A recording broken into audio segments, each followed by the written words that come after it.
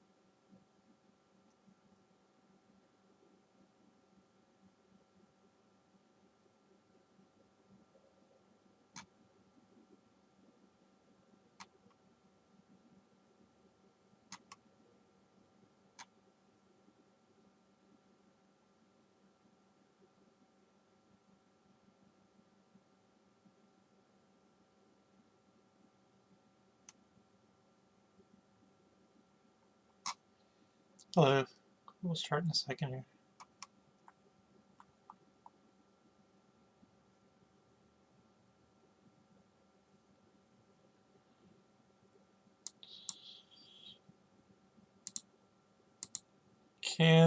Let me see what we're doing tomorrow. I might ask about questions tomorrow. Which gives people a little more time to do their test. Define rules for relationship. Yeah. Let's go over test questions tomorrow. I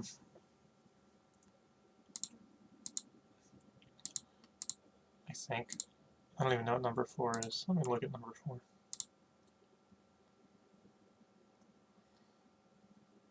2, 3. That's how many fingers are in Houston. Yeah, it's just a big number. Yeah, we can do it now. Let me hide everything. I'll do number 4 with you. It's not difficult. I'm not going to solve it. I'll help you set it up though.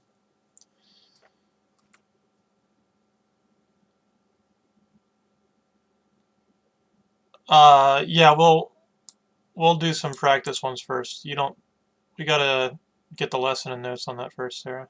let's look at question 4 from the test for Catherine today, because I'll probably forget about it tomorrow.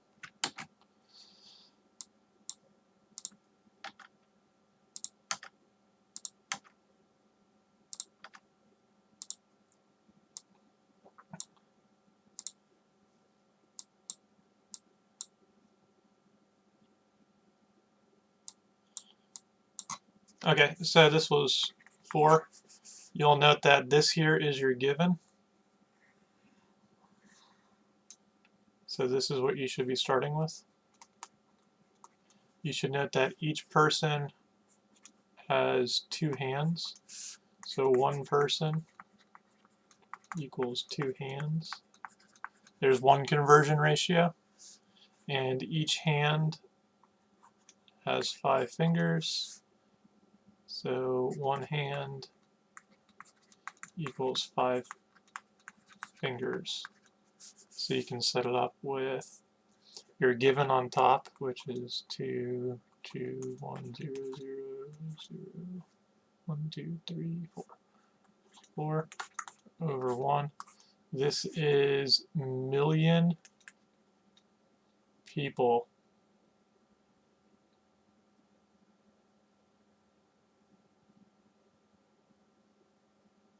Yeah. It's because this was originally in scientific notation. I took it out and then take the word million out. Houston definitely does not have that many million people. We're just going to call it people. Ignore that word. This is people. That might have been your confusion, because that's an awful lot of people, right? So then you need people to cancel. You can turn people into hands. Then you need hands to cancel. You turn hands into fingers. Fill in your numbers and solve. I'll give you that much now, but I still have people who still need to take the test, so let's give them some time to do it. But that's your tip for that. Catherine, try it again, and tomorrow we'll go over it a little more in depth, or maybe next week, depending on how many people get their test in. I don't want that problem, actually. I want that problem, and let's start here. All right, today's lesson has 2 very extremely important definitions you need to know. And this is more for science than math, but you definitely need to know independent variable and dependent variable. They are very different. They serve very different roles. And at first, they're kind of hard to pick out which is which, but once you get used to it, it makes sense. So your independent variable is, for example, like a science experiment, that's what you are changing. So if we have an experiment like, I don't know, I actually pulled a bunch up here.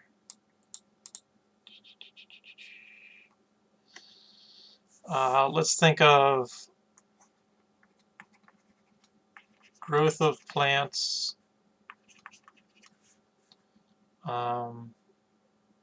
Let's word it as a question. Do plants grow better in blue lights or yellow lights?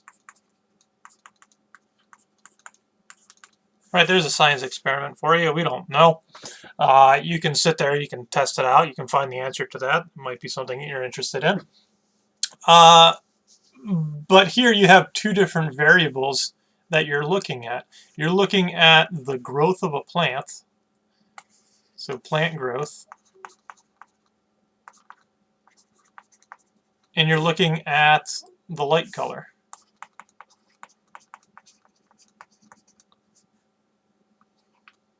I can write today. So, do plants grow better in blue light or yellow light? You have 2 variables, plant growth or light color. One of these is an independent variable, and one is a dependent variable. Again, the independent variable is what you are going to change. In this case, you're changing the color of the light. This is what you affect. You're choosing what to change. So in this case, this here is going to be your independent variable. And then your dependent variable changed because your independent variable changed, or in the science sense, it's what you're actually measuring. You're going to expose it to blue light, and you're going to measure plant growth. So this here would be your dependent variable. Another way to word it is that the dependent variable depends. I guess this is on. What layer is that in? This one. Depends on the independent variable. Oh, that's not what I wanted. I want that. So the dependent variable depends on the independent variable. Here, plant growth was dependent upon the color of the light. You should write down definitions if you don't know definitions. I would write down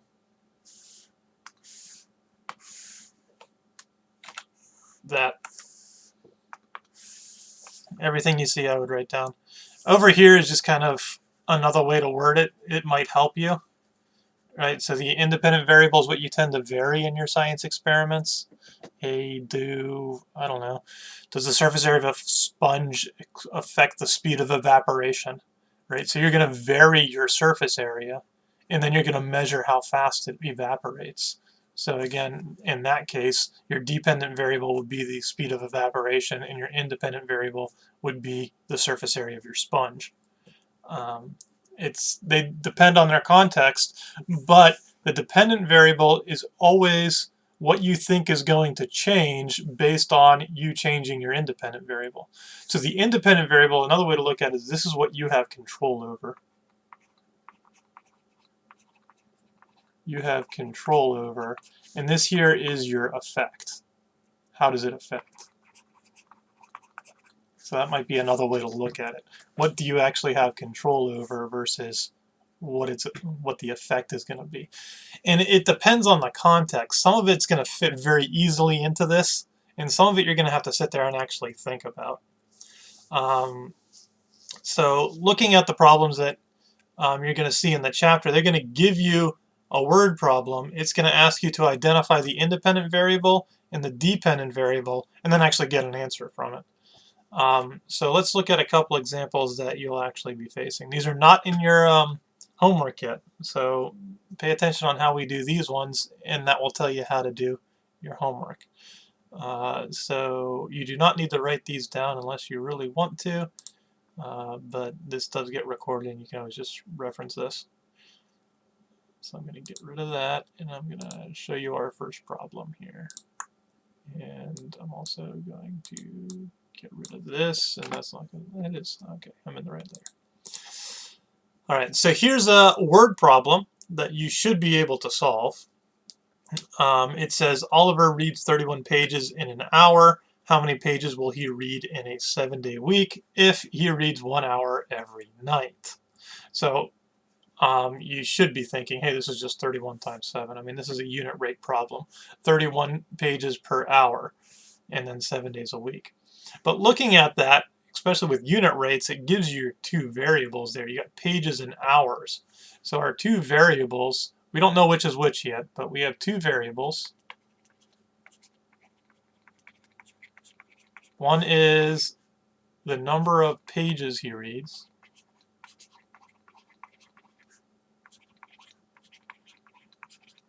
And the other one is the time he spends reading.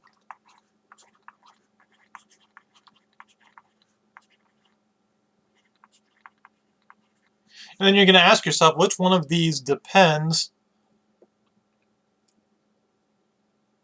Oh yeah, I independent variable I called IV for independent variable, and dependent variable I called DV for dependent variable.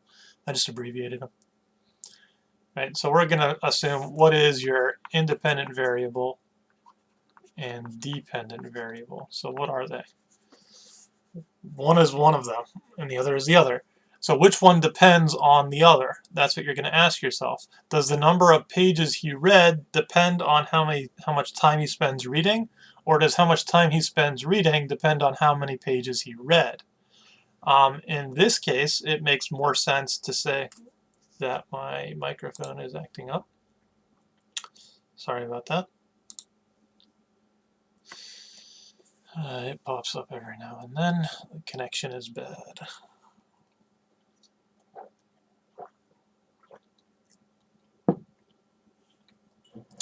Yes, it says what you measure as an assessment of effect.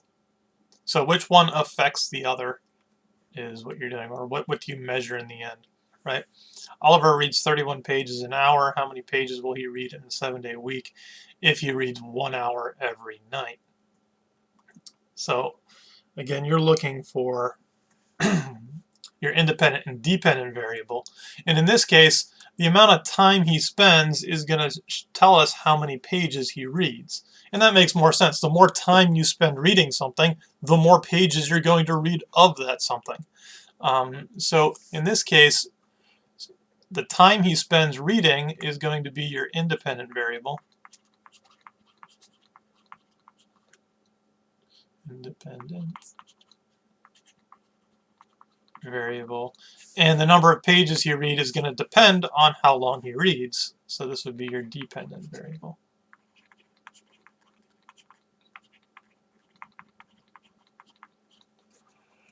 Right. Then you're going to go ahead and solve the problem. I mean, if Oliver reads 31 pages in 1 hour, I mean, there's many ways you can solve this. It's a unit rate problem. You should note that. Here we have 31 pages per hour, and he's reading for, well, 7 days a week, 1 hour each night, right? He's reading for 7 hours. You can probably do that in your head. And he's reading for 7 hours. So you're really just going to be multiplying 31 times 7. Or you can, times 7, you can do it that way. Or you can set it up as a proportion. Again, there's many ways to solve these. 31 pages in 1 hour. If he has 7 hours, how many pages? And again, you'll be cross-multiplying, so you're going to be 31 times 7 either way. So 31 times 7 gives you 217 pages. And there's your answer. All right. So we're going to keep this. I'm going to add another layer and do another one for you, because we're going to come back to that and look at something. So let's hide it. Let's hide that. Let's show our next one. So here's our next problem. Go ahead and read it. See if you can think of what your independent and dependent variable might be. And let's pick out our two variables first. So what are our two variables? We're going to read it. Grace charged $9.50 for each necklace she makes. How much will she earn if she sells 9 necklaces? So we have two variables. We have number of necklaces she sells, and we have the price of each necklace, or how much money she actually makes, I guess is the way we want to put that.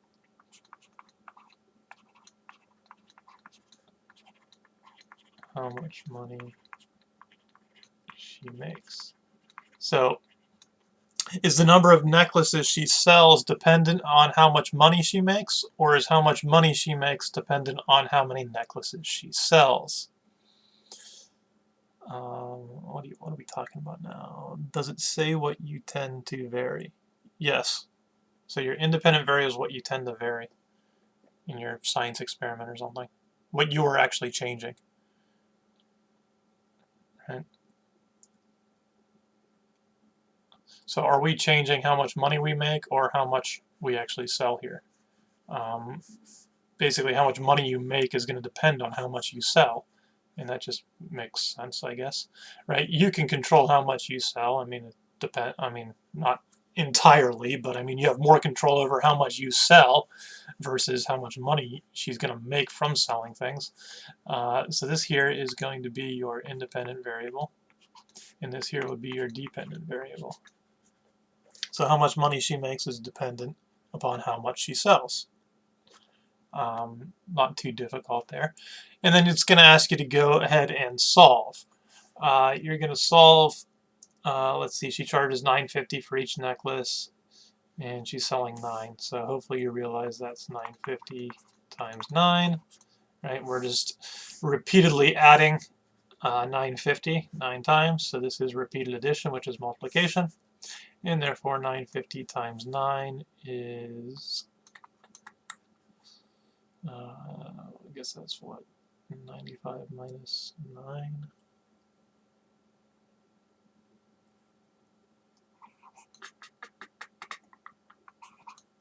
$86.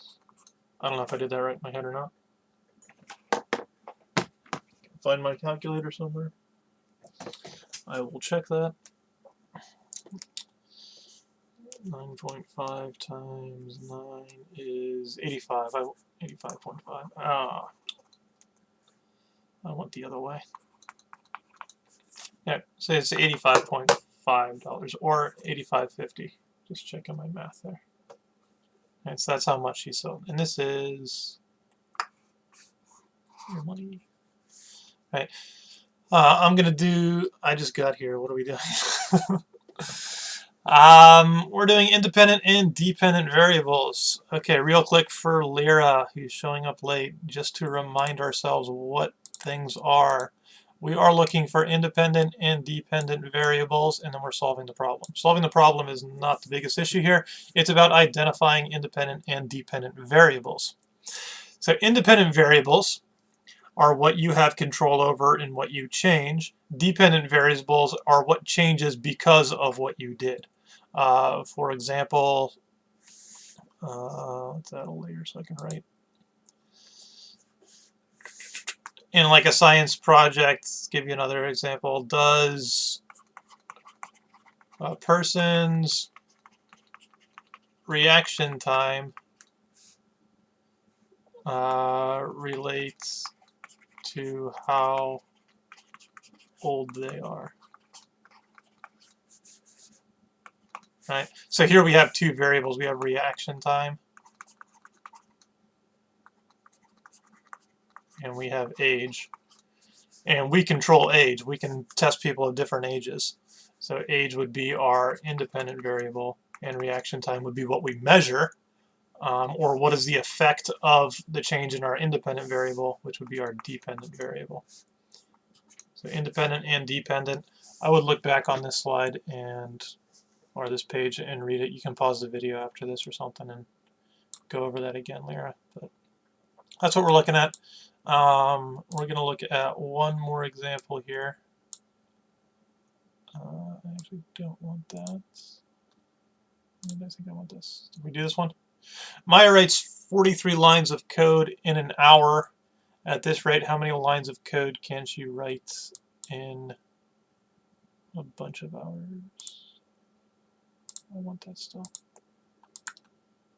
Right. Okay, so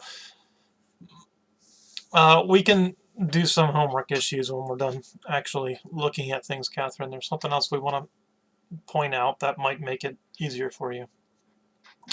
So Maya writes 64 lines of code in an hour. At this rate, how many lines of code can she write in a 75-minute period? So here we have our two variables that we can pick out. We have lines of code that she writes. So lines of code written. Does that depend on time?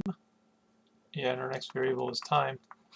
Does the number of codes she writes depend on how long she's writing codes, or does how long she's writing codes depend on how many lines of code she's wrote? In this case, it makes more sense giving the information that, let's see, time would be your independent variable, and this would be your dependent variable, right? The more time you spend writing code, the more lines you're going to write. That's the way we're looking at for this wording. So Maya writes 64 lines of code in an hour. At this rate, how many lines can she write in a 75-minute period? And then it wants you to solve. So we know that she can do, I mean, you can use proportions to solve this too. It's not hard. 64 lines in The problem here is this is in hours and this is in minutes, so your units don't like each other. Therefore, you need to change either both of them into hours or both of them into minutes. Either way, it doesn't matter because we're going to cancel anyways. So it doesn't matter which way you take it. I think it's easier to change 1 hour into minutes than to figure out how many hours 75 minutes is, because I already know 1 hour is 60 minutes. So I'm going to change that to 60. And over here we have 75 minutes. And up top we're going to have lines of X code. And then you can solve that. 64 times 75 equals 60 times X. See how great proportions are? They solve everything. 64 times 75 and divide that by 60. You're going to get X equals 80 lines of code. And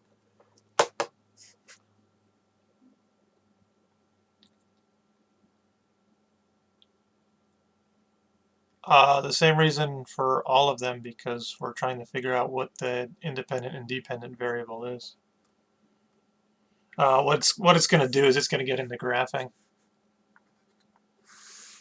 So when you make a graph, your independent variable is going to be over here, and your dependent variable will be up here every time.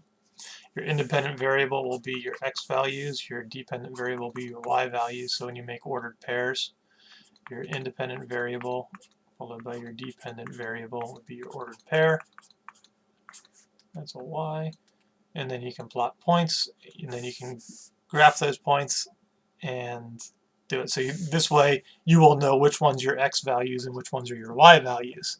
Because independent will always be your X values, dependent will always be your Y values.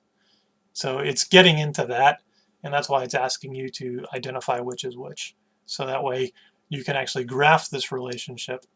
Because I could sit here and I can ask a lot of different questions about even this one here. If she writes 64 lines of code in an hour, how many is this? Well, how many would she write in 3 hours? How many would she write in 12 hours? Right? I could sit there and ask all those questions, and it's not realistic for me to do the math for every single one of them. However, if I find a pattern for it, I can actually just draw the graph and have the graph show every single possible answer to any time period you want. Then you can be like, well, if she works for this many time periods, how many lines of code is there going to be? You just come to your graph, find that many line periods on your independent variable, see where it connects with your graph and goes over and see what it says. You just have to read the graph. So it is a stepping stone to get you to what hopefully we get into. But in all honesty, I'm just going to be teaching up until the end. So however far we get is what we get. So we'll just keep going with that. Next thing I want to look at, let's take a look at here. Let's take a look at our units here. Check out our answers units. It says lines of code here. Lines of code was your dependent variable. So our answer was our dependent variable here.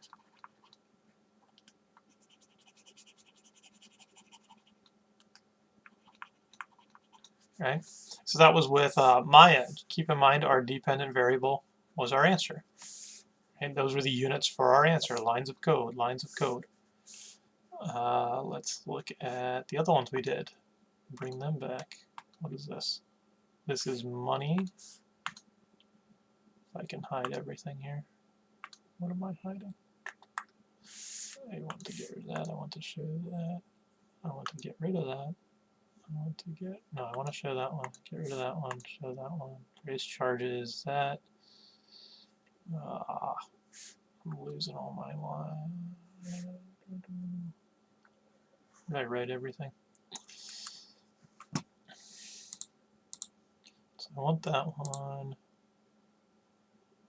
Number of pages. I wonder if I deleted one. Did I delete one? There it is. So here you'll note that our answer is in money. And you'll also note that our dependent variable here is money. So I want you to realize that. That's one way that you can check your work for today. The answers to these problems, the units for them, are going to reflect your dependent variables. And that's going to make more sense on why that works when you get into functions, which I'm not sure we're going to have time for. But next year, when you get into functions, your answers will be your dependent variables. And that makes sense in science, too. I mean, that's what you're trying to, that's the answer to your question, right? I mean, it's all about that, and you want to find that relationship to it. So with that, let's just look at number 3, because Catherine was talking about number 3. I need a layer.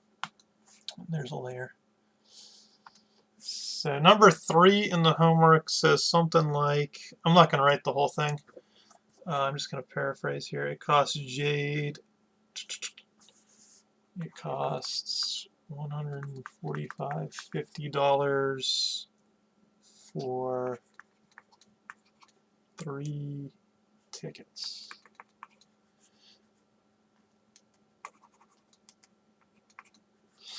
So here's your 2 variables. You have, I hope I didn't read it all, park at this price per ticket, how much will 7 tickets to the park cost? Yeah. Okay, so here this is enough for our variables. So our 2 variables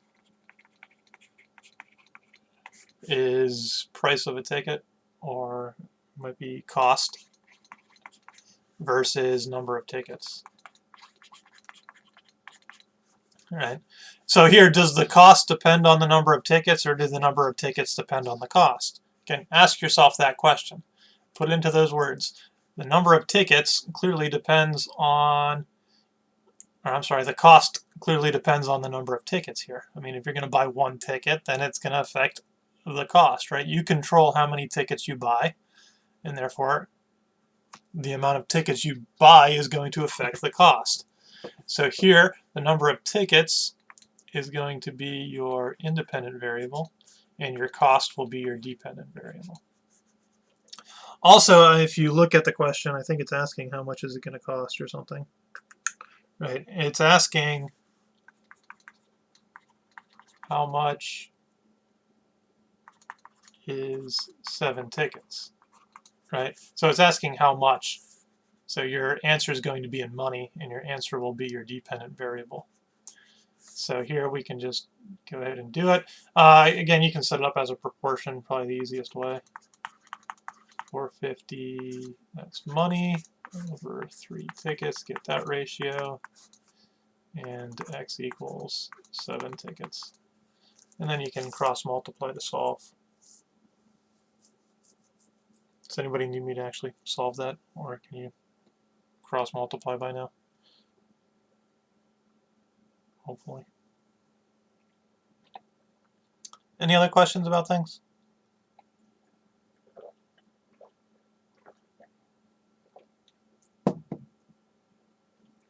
So again, you're identifying independent and dependent variables, and then you're actually solving the problem. Oh, we did like, with this one, that's 4 examples of them. So hopefully that should be enough to get you through today. Tomorrow, if you have more questions about the test, we'll do that. That just gives people another day to sit there and think about them. So if you have any other questions, now's a good time. If not, I'm going to end it and let you work on that for the remaining 10 minutes of class. Make sure you're getting your work in for other subjects. I'm missing a lot of science from a lot of you. My science grade right now is updated as of this morning. If you turn things in today, then it didn't quite get put in yet, but that's what I'm missing. So look on option C for science. So dependent is the one with x in proportions. Not always. Depends on what depends on the context. Your answer will be your dependent variable. So here your answer is going to be money. So therefore money equals your dependent variable, and money relates to cost. You're not going to solve all of these with proportions. So at least I don't think you do. I mean, you didn't have to solve this one with a proportion either. I mean, I thought that was just the easiest way to do it. I mean, you could have scaled it. Nah, not really. You could have taken down the unit rate and divide this out and then multiply it. I just thought proportions were the easiest way to do it. But I mean, there's different things. Normally, when you pose a question, your answer is going to be your dependent variable. That's why you're asking about it. I mean, if your answer was your independent variable, you have control over your independent variable, so it's whatever you want it to be. Here, you choose how many tickets you want. You don't have control over the cost of it. You have control over how many tickets you want. That's going to affect the cost of it.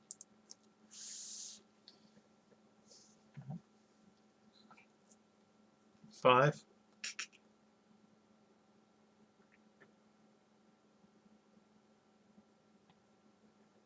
Oh. Number 5, you're writing your own real world problems. So, I don't know. Yeah, we'll do 1. Number 5. They vary. It depends on what you want to do.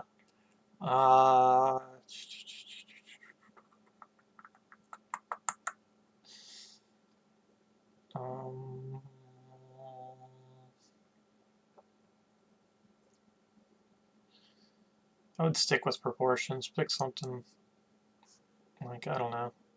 You drive. Speed is always a good one. You drive 25 miles every hour.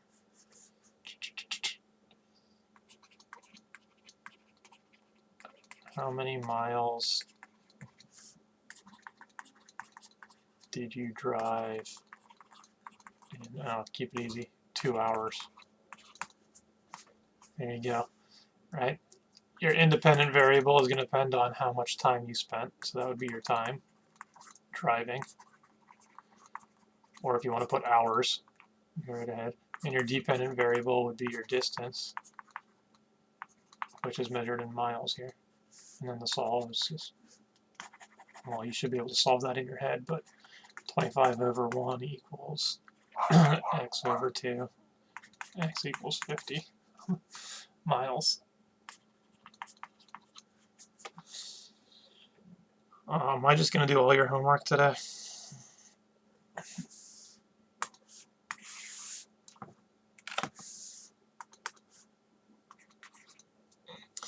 Number 1, Stuart skis cross country and burns 600 calories per hour. So he's burning 600 calories per hour.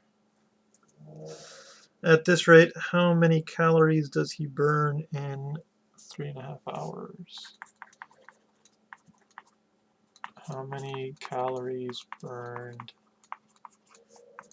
in 3.5 hours? So it's asking about calories burned, so calories burned is going to be your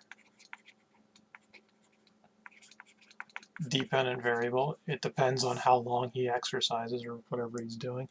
Cross country, running cross country, skiing cross country. So it's going to depend on how many hours he spends, so time is going to be your independent variable. In most cases, and I'm talking like 99% of the time, time is a independent variable. Time is always going to be independent of things. And you can just think of that with line graphs. I mean, like what I told Eli, right? On a line graph, time is always on this axis. It's always your x-axis. So it's always your independent variable. But yeah. So time is your independent variable. Calories burned is that. And again, you can just set it up as a proportion. 600 over 1 hour equals x over 3.5 hours in solve. Yeah, your dependent variable is going to be your answer. It's asking right there, how many calories burned in 3 hours? It's asking about calories. So your unit for your answer is going to be in calories. Therefore, your dependent variable will be calories.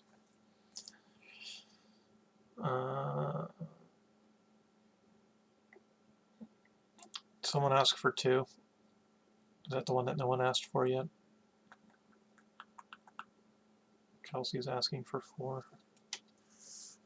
If you asked for 2, you can ask again. I missed it.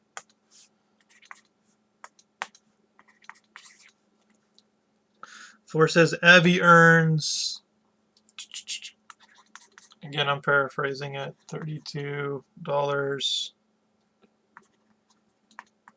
mowing 4 lawns. So your variables, you have,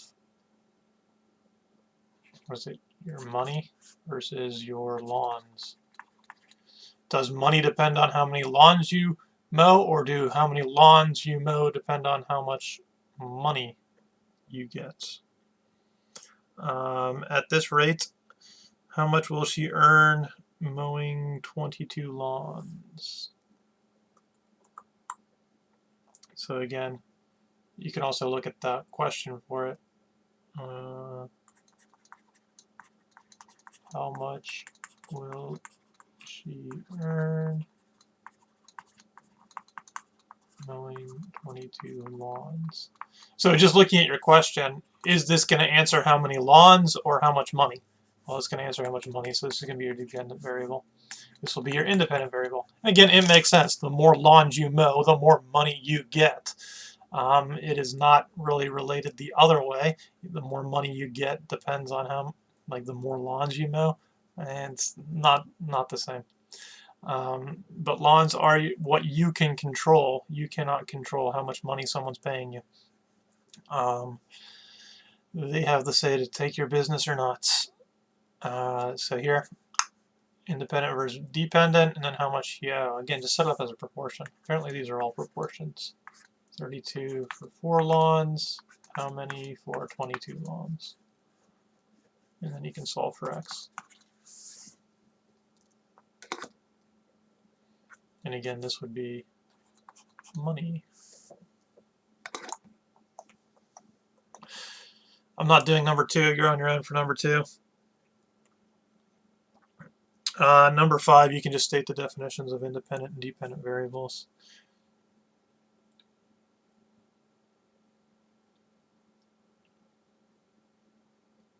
Sometimes, Eli. Not normally. You normally go to like Kennywood thinking, hey, I want 5 tickets. And then that determines how much you're willing to pay for it. Like you go to a show, hey, how many tickets do I need to go to this show? Well, it depends on how many people you want to bring. So again, there's going to be another relationship there. And then how many people would be your dependent variable. A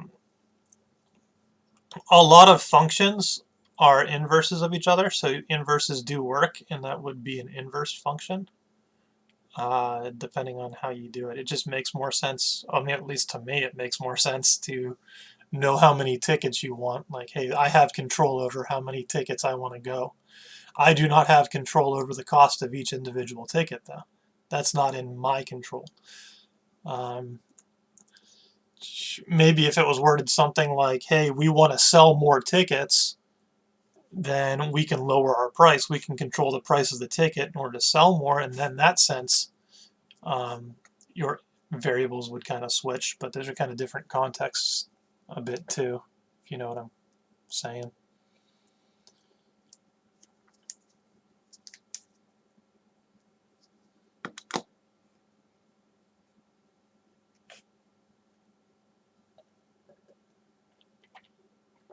Are there any other questions? If not, it is 2 o'clock, so I am going to stop this. We will talk tomorrow. Bring questions about the test tomorrow. We'll start with that, and then we'll take this to the next step, which I don't remember what it is off the top of my head. Relationships. Yeah, we'll do relations tomorrow. Relations are pretty easy. So, again, questions, send me an email. Make sure you get your science in. I am missing a lot of science from a few of you, so make sure you're getting that in. You are not, after Chapter 7, so after what was assigned at the beginning of this week, there is no more science being assigned. So once you are done with your science, send it to me. It will be done for the end. So questions, email. I'm ending it. So long. Have a good evening.